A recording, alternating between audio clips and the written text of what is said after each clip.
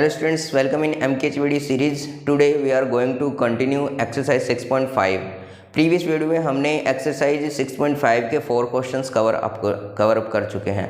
अब जो remaining questions हैं 5, 6, 7 और 8 उसको हम इस वीडियो में कवर अप करेंगे. ओके स्टूडेंट्स, तो let's start exercise 6.5 from question 5. तो 5 नंबर क्वेश्चन है, a tree is broken at a height from 5 meter from the ground and its top touches the ground at a distance of the 12 meter from the base of the tree. Find the original height of the tree. Okay अब एक जो tree है वो किसी height से क्या होती है, वो ग्राउंड लेवल से किसी हाइट से टूट जाती है. ठीक है, और जो हाइट से टूटती है वो हमारे पास में 5 मीटर है. तो सॉल्यूशन 5 में हमारे पास में देखिए, सपोज कीजिए ये ट्राइंग जो हमारे पास ट्री है ये इसकी टोटल लेंथ है. अब वो 5 मीटर से क्या हो जाती है, टूट जाती है. अब ये जो पूरा पोर्शंस है ये टूट जाता है और क्या करता है, ग्राउंड को टच करता है.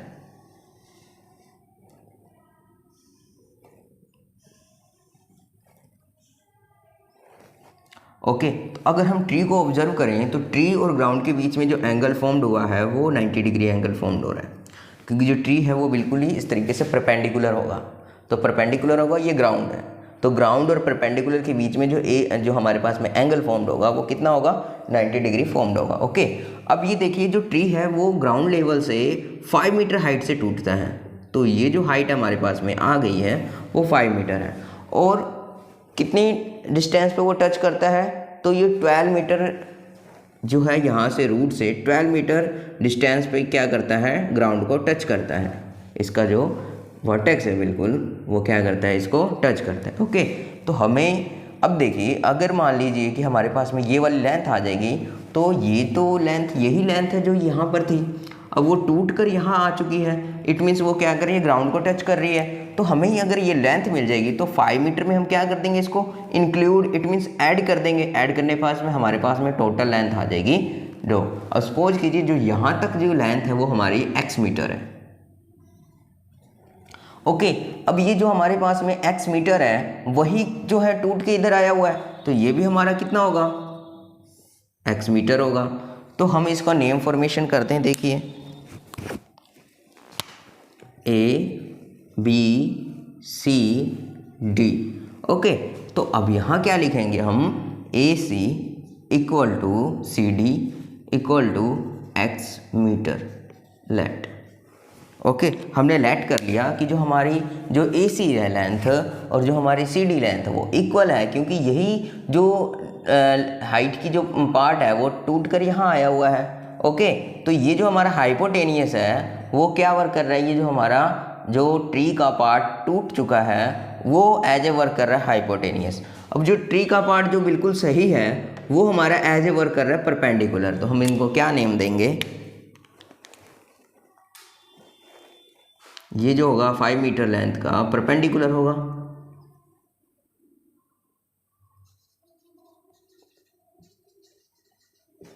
और जो हमारा ए बी है वो एज ए वर्क करेगा बेस. ओके, तो हमारे पास में और क्या आ गई, in triangle A B C. A B C में हमारे पास में ए बी कितना आएगा, तो A B is equal to 12 metre and B C क्या आएगा हमारे पास में 5 मीटर एंड सी ए जो हमने क्या कंसिडर किया है, x मीटर. ओके, अब आपसे क्वेश्चन आएगा कि टोटल हाइट क्या होगी ट्री की, तो टोटल हाइट तो 5 मीटर ये और x मीटर ये, तो ऐड कर लेंगे तो हमारे पास में टोटल हाइट आ जाएगी ट्री की. तो total height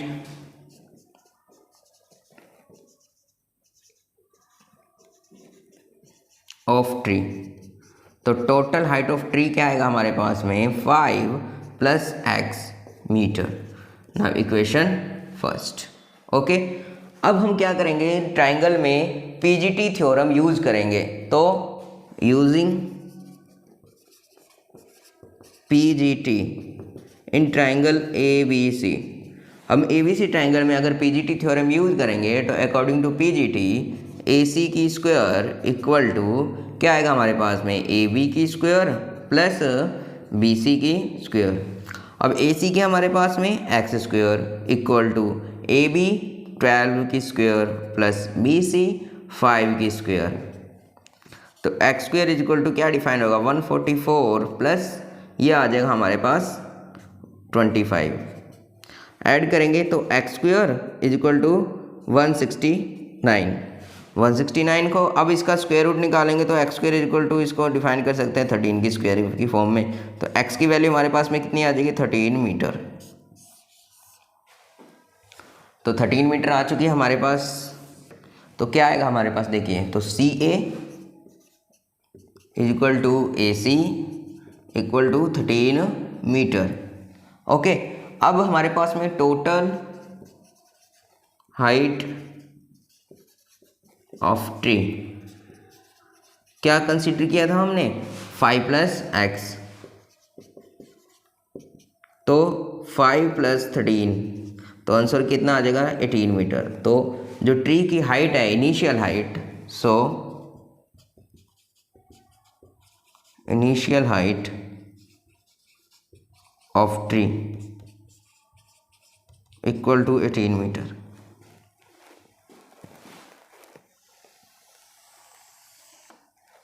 now move to the next question, question number 6। Question number 6 में हमें क्या एक ट्रायंगल ड्रॉ किया हुआ है इसने पी क्यू आर।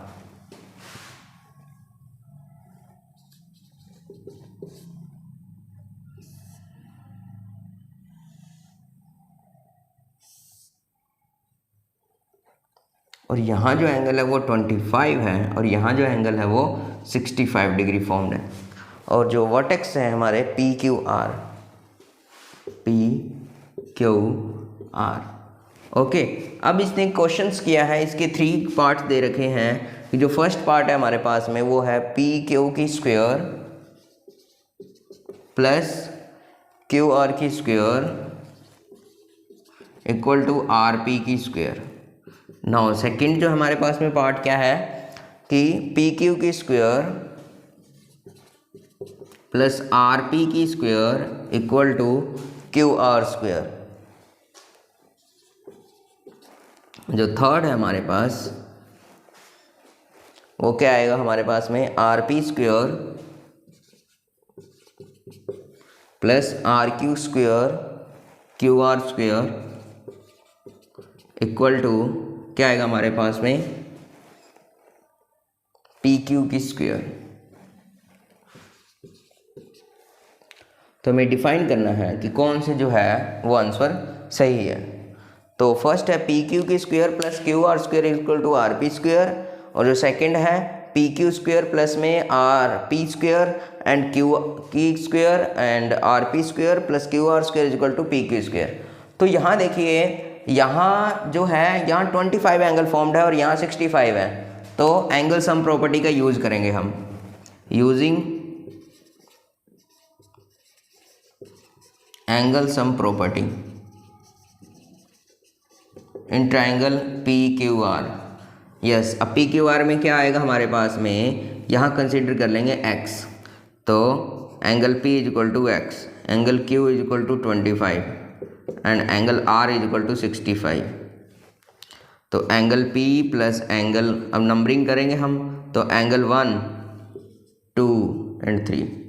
तो angle 1 is equal to x, angle 2 is equal to 25 and angle 3 is equal to 65। तो angle 1 plus angle 2 plus angle 3 is equal to 180 degree. क्या आएगा हमारे पास में, एंगल 1 की वैल्यू हमने x कंसीडर की है plus 25 degree plus 65 degree is equal to 180 degree. x plus में यहाँ हमारे पास में आ जाएगा 65 एंड 25, ये आ जाएगा 90 डिग्री इक्वल टू हमारे पास में आएगा 180 की।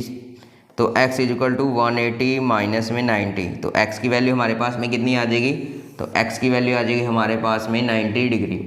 ओके, तो यहाँ जो हमारा एंगल फॉर्मेशन हुआ है वो कितना हुआ स्टूडेंट्स, 90 डिग्री एंगल फॉर्म्ड हुआ है। अब आप इस ट्रायंगल को थोड़ा सही कर लीजिए अब कि अब हमारे पास में अब ये जो 90 डिग्री है तो ट्रायंगल को हम जैसे मर्जी बना ले सकते हैं अब इसको, बट हमारा एंगल P जो होगा वो 90 ही होगा और इसमें हम चेंज नहीं ला सकते। तो ये हमने एंगल चेंज कर लिया। अब ये जो P यहाँ आ गया, Q यहाँ आ गया और R यहाँ आ गया। ओके, अब देखिए एंगल P कितना है, 90 डिग्री फॉर्म कर लिया, और जो एंगल Q है वो हमारा 25 है, और जो हमारा ये जो एंगल R है वो 65 है। तो ये देखिए, अगर मान लीजिए कि हमारा एंगल जो P है वो अगर 90 डिग्री है, तो हमारा आर क्यू क्या कर रहा है वर्क, तो आर क्यू वर्क कर रहा है एज ए हाइपोटेनियस, और जो रिमेनिंग पार्ट्स हैं वो बेस एंड परपेंडिकुलर।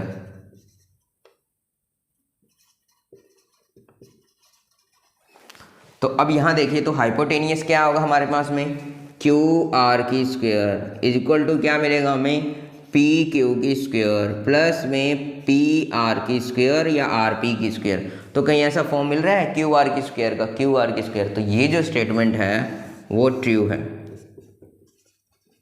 और ये अनदर जितने भी दोनों स्टेटमेंट है वो रॉन्ग है। ओके स्टूडेंट्स, तो ये आपका था क्वेश्चन नंबर 5 और 6 का solution. Next question, question number 7, find the perimeter of the rectangle whose length is the 40 centimeter and the diagonal is 41 centimeter।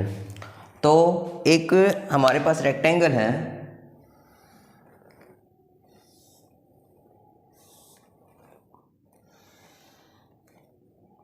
जो इसकी लेंथ है वो कितनी है हमारे पास 40 सेंटीमीटर, और जिसका डायगोनल है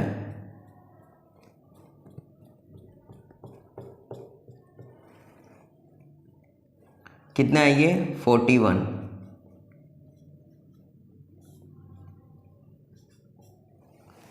अब यहाँ देखिए कि एक ट्रायंगल की रेक्टेंगल की क्या प्रॉपर्टी होती है कि जो रेक्टेंगल में जो एंगल फॉर्म्ड होते हैं वो कितने होते हैं, ऑल 90 डिग्री होते हैं। तो इट मीन्स जो हमारे पास में A B C D is rectangle, in rectangle A B C is right angle, A B C जो है वो राइट एंगल फॉर्म्ड हुआ है।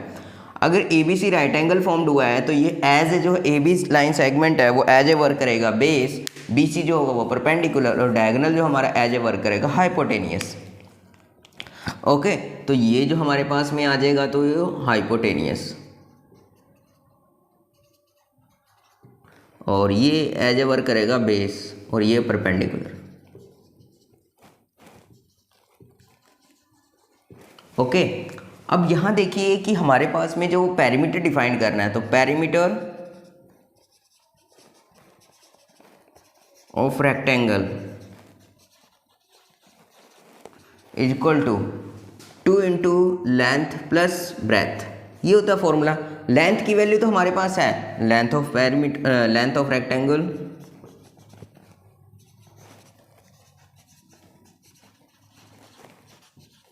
L इज इक्वल टू कितना है हमारे पास में 40 centimetre, and breath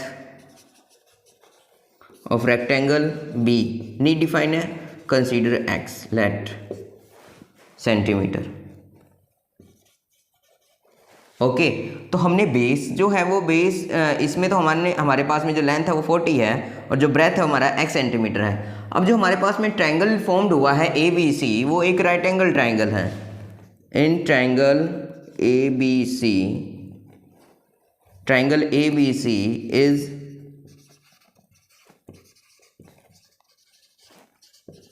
right angle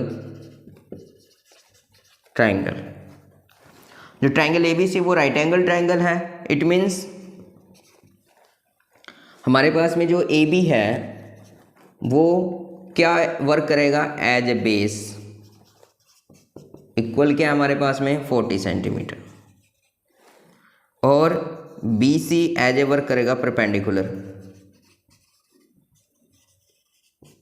वो हमने कंसीडर किया x सेंटीमीटर, क्योंकि जो BC है वो एज ए वर्क कर रहा है ब्रेथ। ओके, नाउ CA जो डायगोनल है वो एज ए वर्क कर रहा है हाइपोटेनियस, वो है 41 सेंटीमीटर। तो by PGT, by PGT in triangle ABC क्या बनेगा, AC की स्क्वायर इक्वल टू हमारे पास AB की स्क्वायर प्लस BC की स्क्वायर। AC है हमारा 41 की square equal BC, sorry AB हमारे पास में 40 है प्लस BC हमारा x स्क्वायर बनेगा। नाउ 41 की स्क्वायर करते हैं, इट मीन्स 41 इंटू 41, तो 14 4 and 16, तो आंसर क्या आएगा 1681 इक्वल टू यहाँ आएगा हमारे पास में 1600 प्लस में एक्स स्क्वायर। अब ये जो है ये सब्ट्रैक्शन करेंगे इधर लाकर, तो 1681 माइनस में 1600 equal to x square, remains 81 is equal to x square, then x square is equal to 81, x square is equal to 9 की स्क्वायर, तो एक्स इक्वल की वैल्यू आ गई हमारे पास में 9 सेंटीमीटर। सो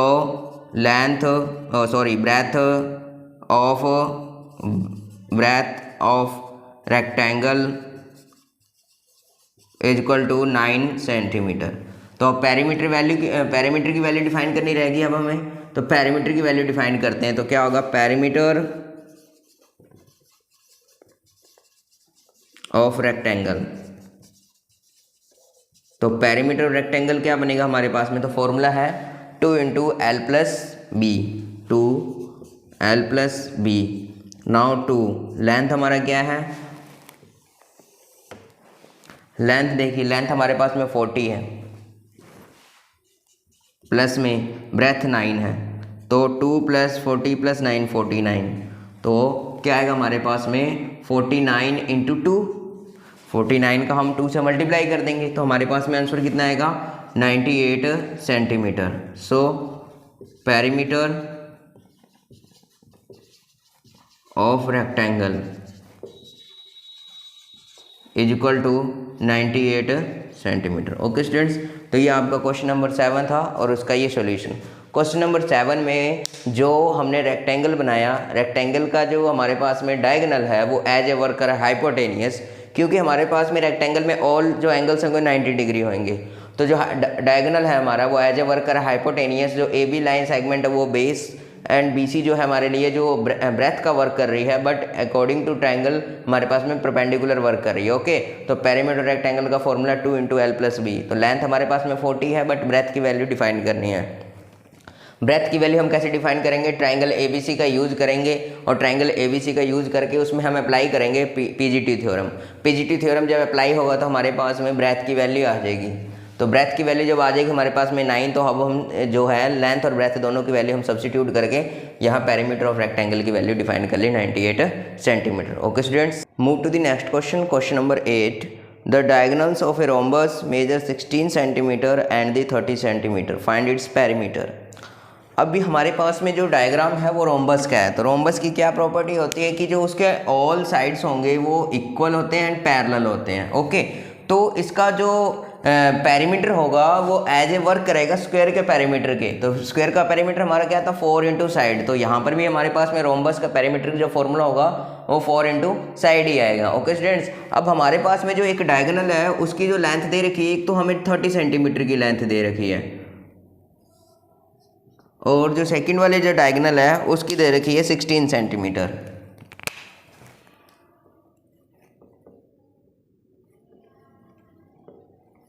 अब देखिए डायगोनल्स, रोम्बस में डायगोनल्स की क्या प्रॉपर्टी होती है कि जो रोम्बस के डायगोनल्स होते हैं,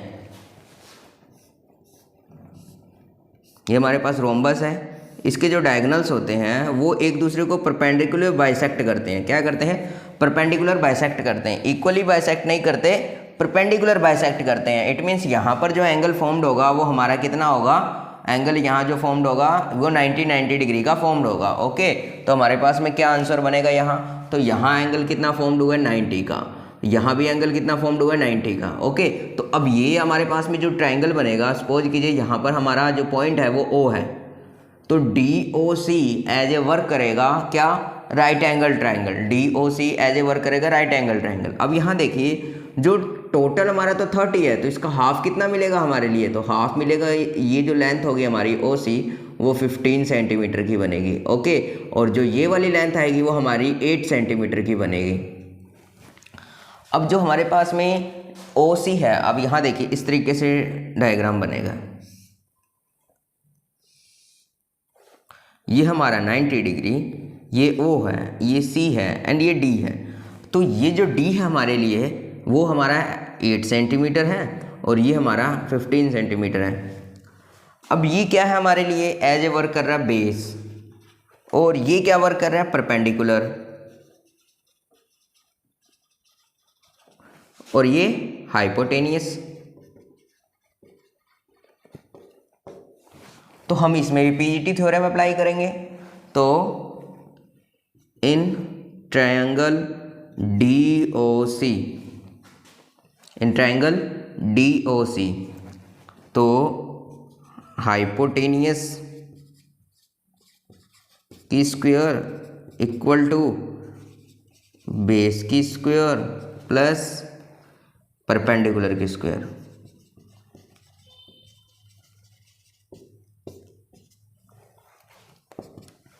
तो हाइपोटेनियस हमारे पास क्या है, तो हाइपोटेनियस वर्क कर रहा है एज CD की स्क्वायर इक्वल टू OC की स्क्वायर प्लस OD की स्क्वायर। अब देखिए दोबारा इसको समझिए, यहाँ पर क्या हुआ हमारे पास में, जो रोम्बस के डायगोनल्स होते हैं वो एक दूसरे को परपेंडिकुलर बाइसेक्ट करते हैं। परपेंडिकुलर बाइसेक्ट करेंगे, इट मीन्स जो OA लेंथ होगी और OC लेंथ हो वो इक्वल होगी। इट मीन्स 15-15 का होगा, क्योंकि टोटल 30 सेंटीमीटर का है तो 15-15 आ जाएगा। ओके, और जो OD है और OB वो भी इक्वल लेंथ का होगा। इट मीन्स जो OD है वो 8 का होगा और OB वो 8 और 8 16 सेंटीमीटर बन जाएगा। अब परपेंडिकुलर बाइसेक्ट करते हैं, इट मीन्स यहाँ पर जो एंगल फॉर्म्ड होगा 90 होगा, तो यहाँ हमने एंगल फॉर्म कर दिया 90। तो जो 15 सेंटीमीटर है, जो 8 सेंटीमीटर है और हमारे पास में CD है लाइन सेगमेंट, उससे हमारे पास में क्या हो रहा है कि एक ट्रायंगल फॉर्म्ड हो रहा है। वो भी कौन सा ट्रायंगल फॉर्म्ड हो रहा है, राइट एंगल ट्रायंगल।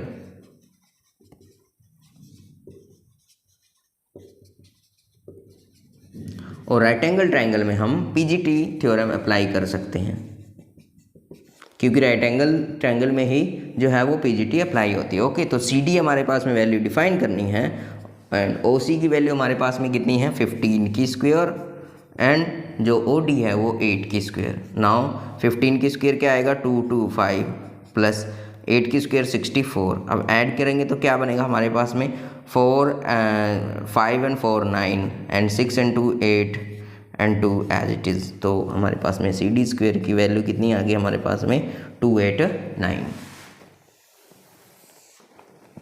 अब CD स्क्वायर इक्वल 289।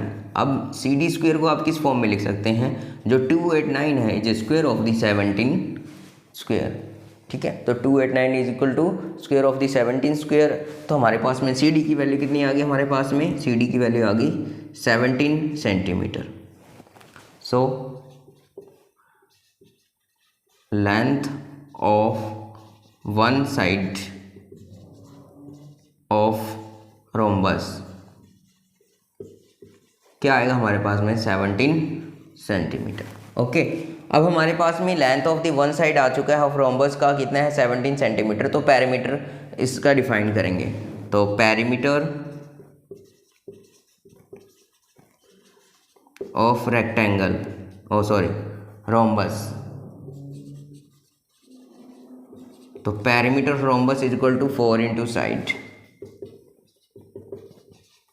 तो 4 इंटू साइड 4 इंटू 17, तो मल्टीप्लाई करेंगे तो हमारे पास में क्या आ जाएगा 68 centimetre. Okay students, so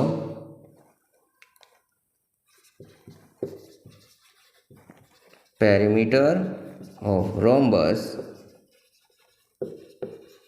is 68 centimetre. Okay students, तो ये आपका था क्वेश्चन नंबर 8 और उसका सॉल्यूशन। क्वेश्चन नंबर 8 में हमने किसकी प्रॉपर्टी यूज की है, तो रोम्बस के डायगोनल्स की जो प्रॉपर्टीज थी, यानी क्वाड्रिलेटरल में जो हमारा रोम्बस है वो एक टाइप था, उसकी हमने प्रॉपर्टी यूज की। जो डायगोनल्स होते हैं वो परपेंडिकुलर बाइसेक्ट करते हैं, उसकी प्रॉपर्टी से हमने एक साइड निकाल ली जो कितनी साइड डिफाइन हुए 17 सेंटीमीटर। और जो रोम्बस है एज ए शेप होता है स्क्वायर का, तो हमने क्या यूज़ किया कि 4 इंटू साइड जो होगा वो भी इसका पेरीमीटर होगा। तो हमने 4 को 17 से मल्टीप्लाई करके आंसर निकाले 68। तो हमारा पेरीमीटर ऑफ द रोम्बस कितना आ गया 68 सेंटीमीटर। ओके स्टूडेंट, तो ये थी आज की वीडियो जिसमें हमने 6.5 एक्सरसाइज को कवर अप किया है। अब ये 6.5 जो एक्सरसाइज कंप्लीट हो चुकी है। 6.6 एक्सरसाइज जो थी हमारी वो किस पे रिलेटेड थी, ट्राइंगल और इससे प्रॉपर्टी पे रिलेटेड थी।